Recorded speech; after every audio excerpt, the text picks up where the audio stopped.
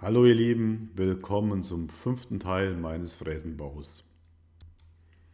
In diesem Teil geht es auch etwas um Hintergrundwissen, also um Kräfte, Momente und das Massenträgheitsmoment. Außerdem stelle ich den Schrittmotor dem Servomotor gegenüber und den Direktantrieb dem Riementrieb. Ich wünsche euch viel Spaß bei diesem Video.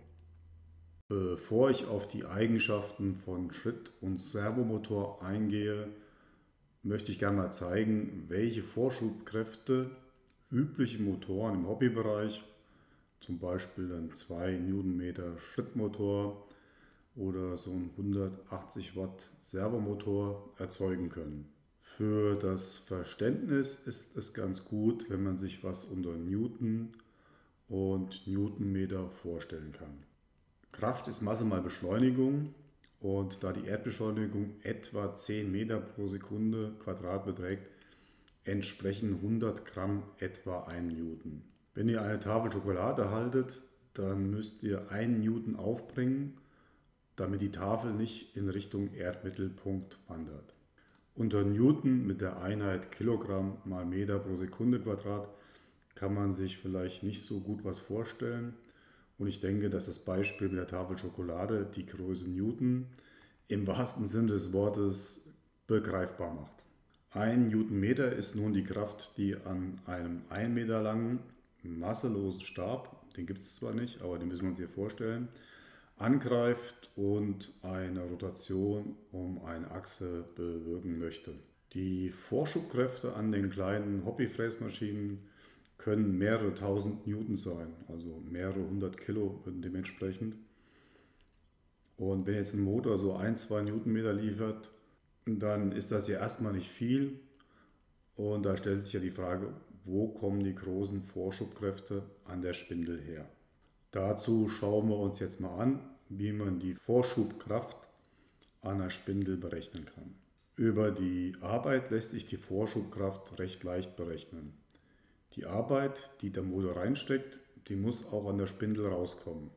Zumindest bei Vernachlässigung des Wirkungsgrades.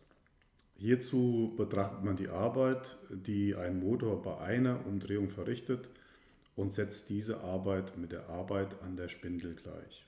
Wenn wir zum Beispiel einen 2 Newtonmeter Motor hätten, dann hätte er eine Kraft von 2 Newton an einer Länge von 1 Meter. Für die Arbeit nimmt man jetzt den Ansatz, dass die Arbeit Kraft mal Weg ist, und man schaut, was passiert bei einer Umdrehung. Also bei einer Umdrehung würde diese Kraft am kompletten Umfang anliegen. Das bedeutet, die Arbeit ist die Kraft mal den Umfang. Und der Umfang lässt sich ja berechnen mit d mal Pi oder 2 mal r mal Pi. Das wäre jetzt also die Arbeit, die vom Motor kommt. Die Arbeit auf der Spindelseite lässt sich dann berechnen mit der Vorschubkraft mal der Steigung.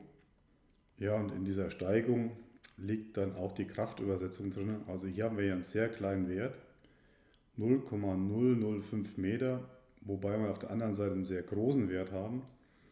Damit das gleich bleibt, muss natürlich die Kraft hier auf dieser Seite deutlich größer sein als auf dieser Seite. Und da kommt diese große Kraftübersetzung her. Wenn man sich jetzt mal ein Beispiel anschaut und annimmt, ein Motor hat ein Drehmoment von 1 Newtonmeter und die Steigung der Spindel beträgt 5 Millimeter, dann können wir unsere Formel umstellen nach der Vorschubkraft. Und wenn wir dann die Werte einsetzen, also hier die Steigung und hier das Drehmoment, dann kommen wir auf eine Vorschubkraft von 1257 Newton. Und die Asiaten geben das ja auch gerne an den Kilogramm Force, also durch 10 geteilt einfach. Das wären ungefähr 125 Kilo, was wir an Vorschubkraft hätten, wenn wir den Wirkungsgrad noch nicht berücksichtigt hätten. Ja, in der Formel sieht man jetzt auch gut, was passieren würde, wenn man zum Beispiel einen Motor hätte mit 2 Newtonmeter. Dann würde sich die Kraft natürlich verdoppeln. Oder umgekehrt, wenn wir eine Steigung hätten von 10 Millimeter, dann würde sich die Kraft halbieren. Oder ein anderer Fall wäre vielleicht noch, wenn wir ein Getriebe hätten Also wir hätten von dem Motor eine Übersetzung von 2:1 ins Langsame. Auch dann würde sich die Kraft verdoppeln. Wie man sieht, lässt sich mit diesem kleinen Drehmoment dieser üblichen Motoren an den Hobbyfräsmaschinen schon eine recht große Vorschubkraft erzeugen. Vor allem, wenn man daran denkt, wenn man mit einer China-Spindel fräst, dann sind die Schnittkräfte vielleicht bei 100, vielleicht 200 Newton, mehr aber auf jeden Fall nicht, also 10, 20 Kilo so ungefähr. Und da hat man schon eine ordentliche Reserve, wobei man immer noch daran denken muss, was wir hier berechnet haben, ist ohne Beschleunigungskräfte. Also wenn es zu den Beschleunigungen kommt, dann müssen auch noch die translatorischen und die rotatorischen Komponenten berücksichtigt werden, also Stichwort Massenträgheit. Die Berechnungen werden etwas komplizierter, vielleicht gehe ich da bei den Motoren nochmal kurz drauf ein. Der Wirkungsgrad ist natürlich sehr gut, weil wir weder an der Linearführung noch an der Kugelumlaufspindel größere Reibverluste haben. Und 90% ja, ist da schon gut angenommen. Also es wird wahrscheinlich, der Wirkungsgrad wird wahrscheinlich etwas größer sein als 90%. Damit habt ihr jetzt zumindest mal eine Größenordnung, in der die Vorschubkräfte liegen, wenn ihr diese kleinen Motoren verwendet. Und jetzt können wir uns ja die Eigenschaften von Schritt- und Servomotor mal anschauen. Der Schrittmotor hat ein sehr großes Halte- und Anfangsdrehmoment und im unteren Drehzahlbereich eine super Beschleunigung. Der Schrittmotor kann Position exakt anfahren, ohne Überschwingen. Problem beim Schrittmotor ist, dass das Drehmoment stark mit der Drehzahl abnimmt und damit auch eine maximale Vorschubgeschwindigkeit gegeben ist. Wobei sich da natürlich die Frage stellt, was braucht man auf so einer kleinen Hobby-Fräsmaschine an Vorschubgeschwindigkeit? Wenn man jetzt mal bei einem Schrittmotor von einer Drehzahl von 1200 Umdrehungen pro Minute ausgeht, wo er vielleicht noch ein ganz gutes Drehmoment hat, dann kann man bei einer 5 mm Kuss ja schon einen Vorschub von 6 Meter pro Minute fahren. Und ich denke mal, für viele Maschinen ist das mehr als ausreichend. Und sollte das nicht ausreichen, könnten wir auch überlegen, dass man eine 10 mm, also eine Kuss mit 10 mm Steigung nimmt. Dann hat man die doppelte Vorschubgeschwindigkeit, aber natürlich auch die halbe Vorschubkraft. Den einfachen Schrittmotor, den müssen wir gar nicht parametrieren, aber hier soll es um den Closed Loop Schrittmotor gehen. Zum Beispiel bei diesen JMC-Motoren, da muss man einige wenige Parameter setzen. Der würde aber auch schon so out of the box ganz gut funktionieren und daher würde ich sagen, der lässt sich leicht parametrieren. Der Servomotor kann fast über den ganzen Drehzahlbereich das Drehmoment halten. Er ist überlastfähig, also für eine kurze Zeit natürlich immer nur. Er kann die Position nicht sauber perfekt anfahren. Also damit meine ich, dass er zum Beispiel überschwingen kann, dass er zu weit fahren würde. Wäre beim Fräsen natürlich ziemlich blöd, wenn er zu viel abnehmen würde. Oder dass er die Position zum Schluss ein bisschen langsamer anfährt. Der Servomotor ist auf jeden Fall schwieriger zu parametrieren. Also ich habe von JMC noch den 180 Watt Servo und das ist noch die alte Version, die V5 mit der alten Software. Da musste man die Parameter noch mit Hand einstellen und ich experimentiere schon ganz gerne, aber das war mir da eigentlich schon fast ein bisschen viel. Der war nicht einfach einzustellen. Ja, und das Haltemoment, das ist bei vergleichbarer Größe geringer als das eines Schrittmotors. Hier seht ihr nochmal zwei Diagramme, in denen das Drehmoment über der Drehzahl aufgezeichnet ist.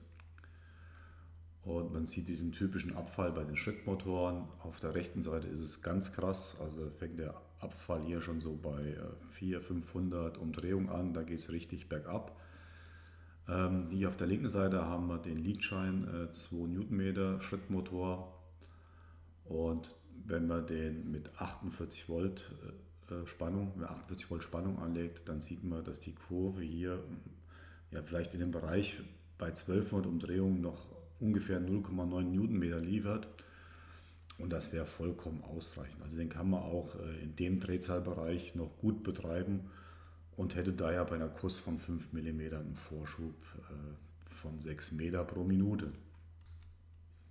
Das ist jetzt der Drehmomentenverlauf von einem Leadshine 200 Watt Servomotor, also schon vergleichbar mit dem JMC.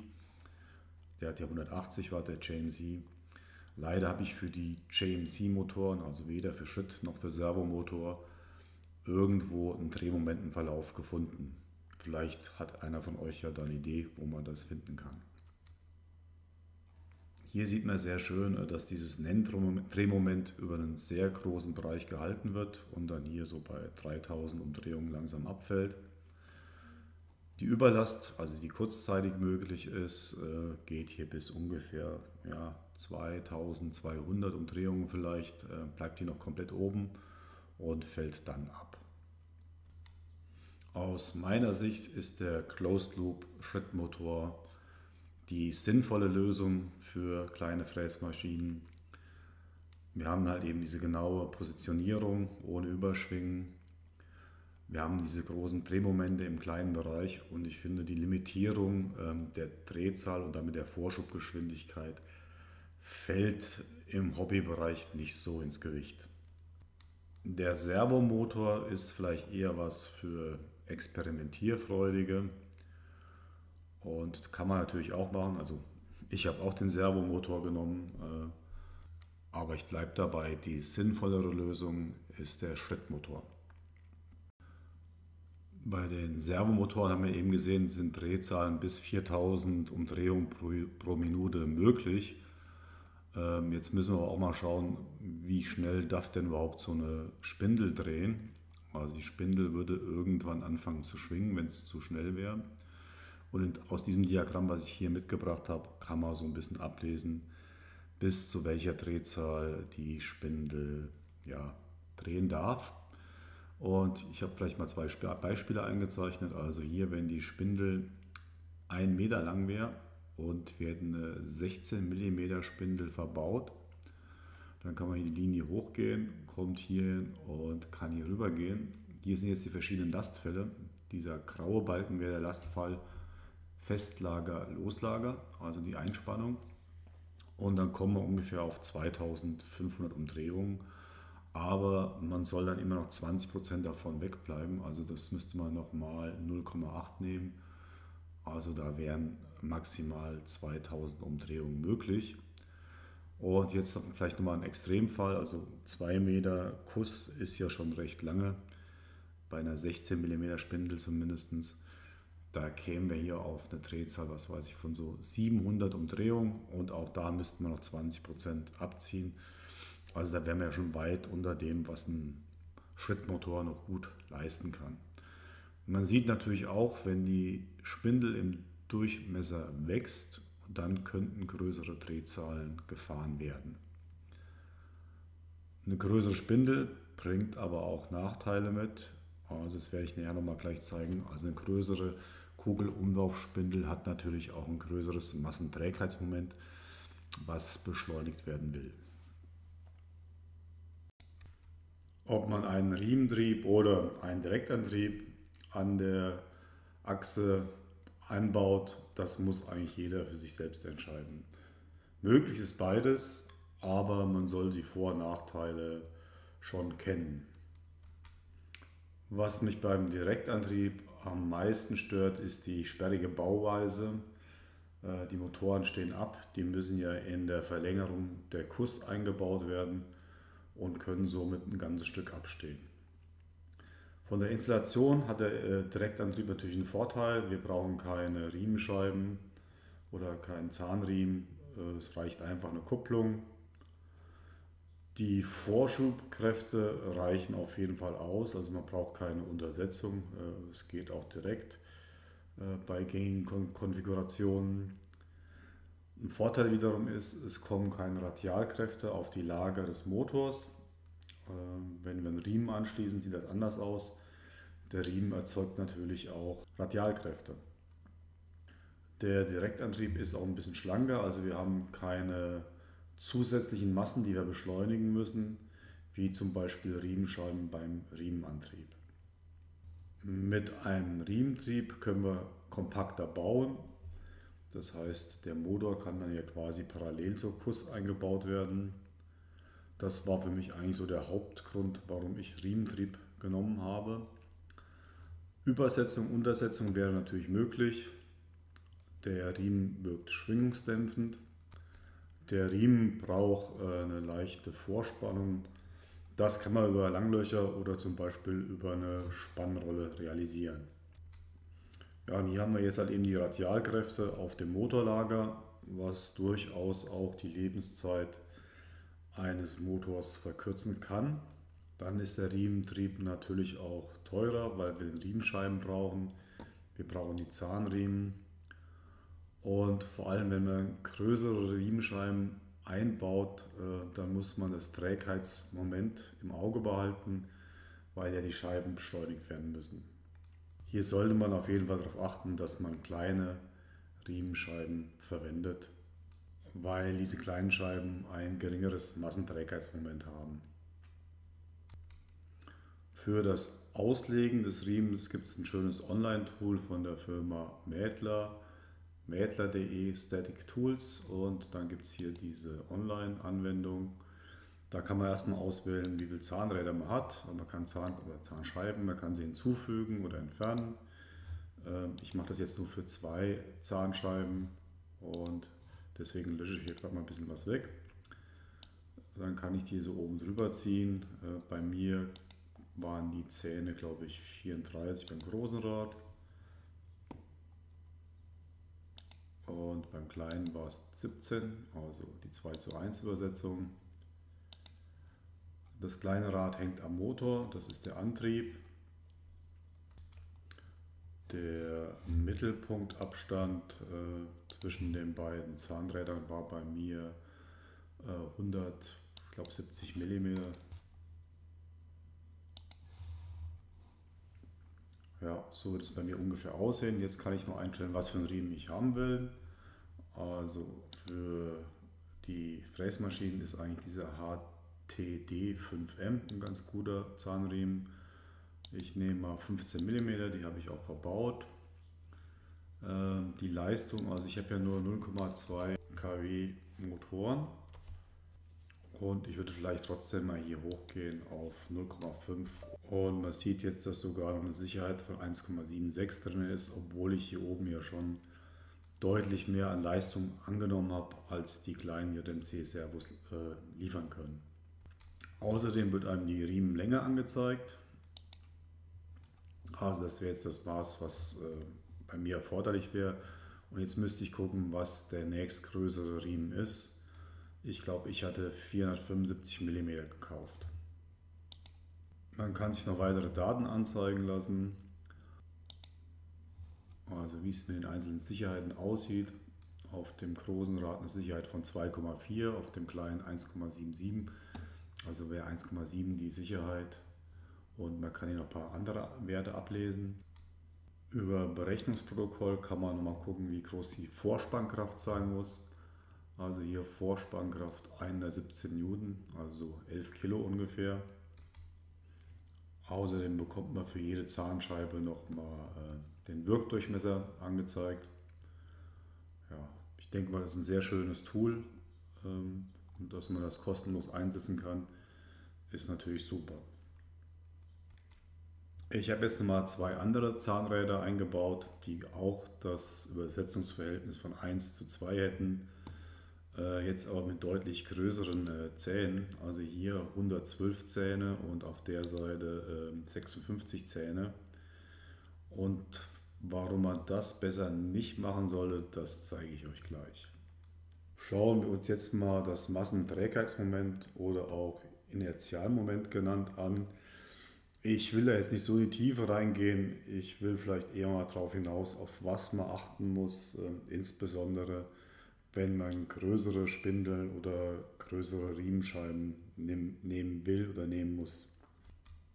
Um eine Masse zu beschleunigen, brauchen wir eine Kraft. Also hier unten die Formel kennt ja wahrscheinlich fast jeder.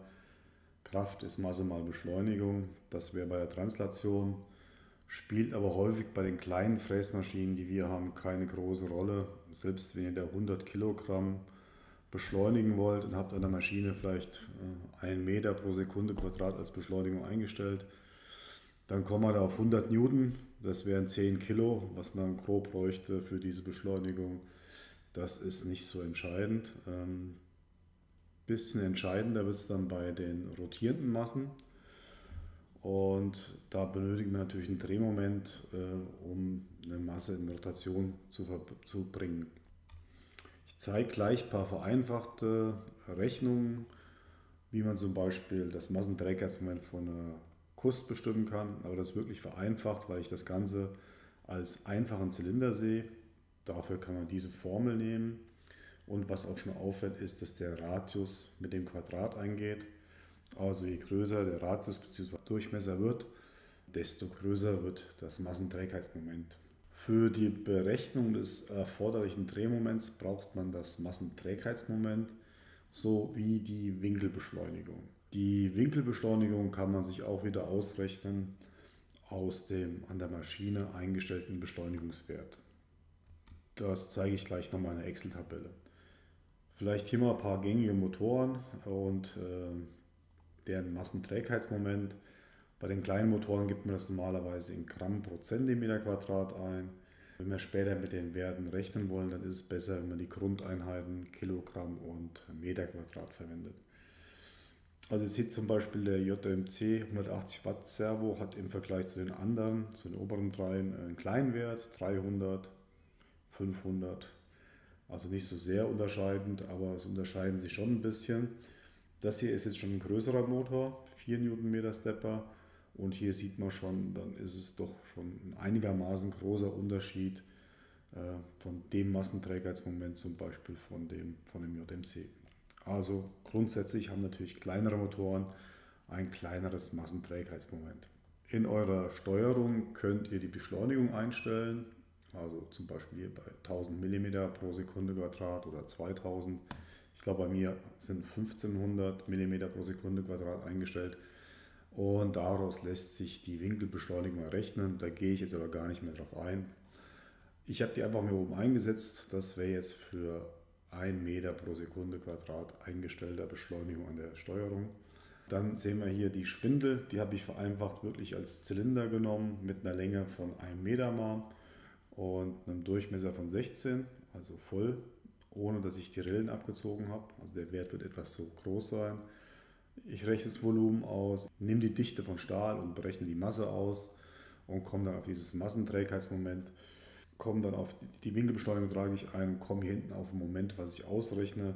Wenn man guckt, das wäre jetzt relativ überschaubar, 0,06 Newtonmeter bei einer Spindel von 1 Meter und 16 mm Durchmesser. Für den JMC-Motor habe ich auch das Massenträgheitsmoment aus dem Datenblatt eingetragen. Und hier haben wir auch wieder die Beschleunigung, also konnte man das Moment wieder ausrechnen. Und auch das ist recht gering. Also bei dieser Konfiguration, gut, die Kupplung ist jetzt nicht dabei, aber seht ihr 0,1 Newtonmeter, das ist aber sehr überschaubar. Nur mal zum Vergleich, dieser 4 Newtonmeter Motor hätte schon fast 0,2 Newtonmeter für dieses Massenträgheitsmoment. Wenn ich jetzt den Radius erhöhe, also anstatt einer 16 mm Kugelumlaufspindel zum Beispiel 25 mm nehmen würde,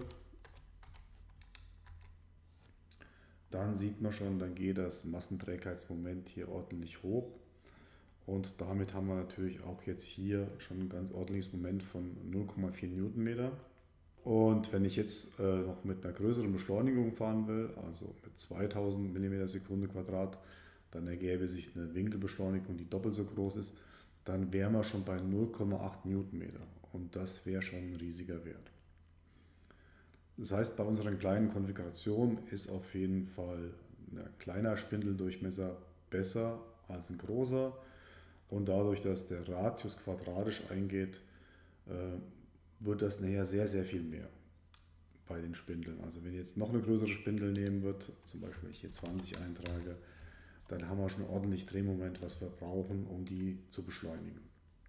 Bei einem Riementrieb würde es nochmal ein bisschen anders aussehen. Es wäre nochmal komplizierter, weil man jetzt die Massenträgheitsmomente von der Spindel, dem Rad, was auf der Spindel ist, auf die Motorwelle reduzieren will oder reduzieren muss. Da gibt es hier so eine lange Formel für. Man sieht auch, dass jetzt bei dieser Formel das Übersetzungsverhältnis zum Quadrat eingeht. Hier oben sieht man jetzt mal die Massenträgheitsmomente von der Spindel, von dem Motor, von dem größeren Zahnrad bei mir und dem kleineren Zahnrad. Wenn ich die Werte hier einsetze, das Übersetzungsverhältnis berücksichtige, dann komme ich auf einen Drehmoment von 0,26 Newtonmeter. Also schon mal mehr als das Doppelte gegenüber dem Direktantrieb. Und wenn ich jetzt bei den Riemenscheiben größere Durchmesser gewählt hätte, zum Beispiel für das große 50 mm und für das kleinere 25 mm, dann sieht man, dass hier hinten natürlich die Momente extrem hoch gehen und ich komme hier letztendlich auf 1,8 Newtonmeter, was dieser kleine Motor natürlich niemals schaffen würde. Das heißt, diese Riemenscheiben wären richtige Energiespeicher, die beim Beschleunigen halt eben ein großes Drehmoment brauchen würden, aber auch beim Abbremsen. Also das würde auf keinen Fall funktionieren mit diesen großen Scheiben. Also was ich hier verdeutlichen wollte, ist nur, dass wenn ihr einen Riementrieb nehmt möglichst kleine Riemenscheiben, dann habt ihr kein Problem mit dem Massenträgheitsmoment. So ihr Lieben, das war's schon wieder für heute. Eigentlich wollte ich in diesem Teil noch was zu meiner Steuerung der SimCNC sagen, also der Software, und zu der S-Curve-Technik, aber ich glaube, das wird jetzt viel zu viel. Und das würde ich dann in den nächsten Teil auslagern. Und im übernächsten Teil geht es dann mit dem Portal weiter, mit konstruktiven Entscheidungen, ja, und wie ich es gebaut habe. Vielen Dank fürs Zuschauen und ich hoffe, dass ihr im nächsten Teil auch wieder mit dabei seid. Ciao.